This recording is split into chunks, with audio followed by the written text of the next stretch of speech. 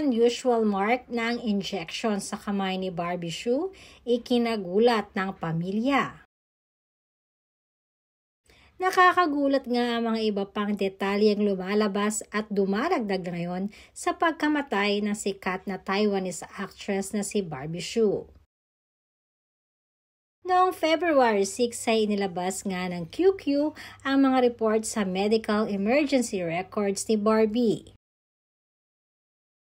Pinaniniwalaan na ito ang medical record si Barbie sa Japan bago ito binawian ng buhay at ngayon ay usap-usapan nga sa social media.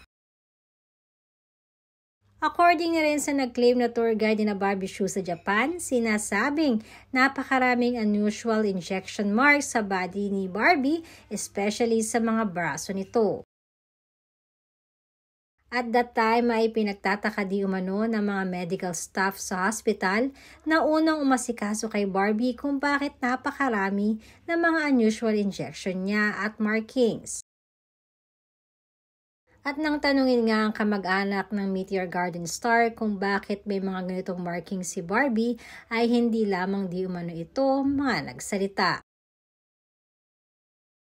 Lahat sila ay kinumpirma nang ikinamatay ni Barbie ay ang pneumonia, subalit hindi naman kaagad nag-sign ng death certificate ang family ni Barbie. Naging usap-usapan nga sa Taiwan ang mga biglaang pagpanaw na ito ni Barbie Hsu.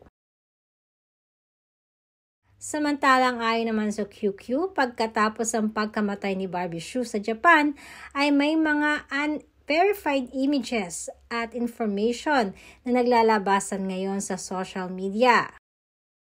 Sinasabing mag-ingat di umano ang publiko sa mga impormasyong hindi naman totoo.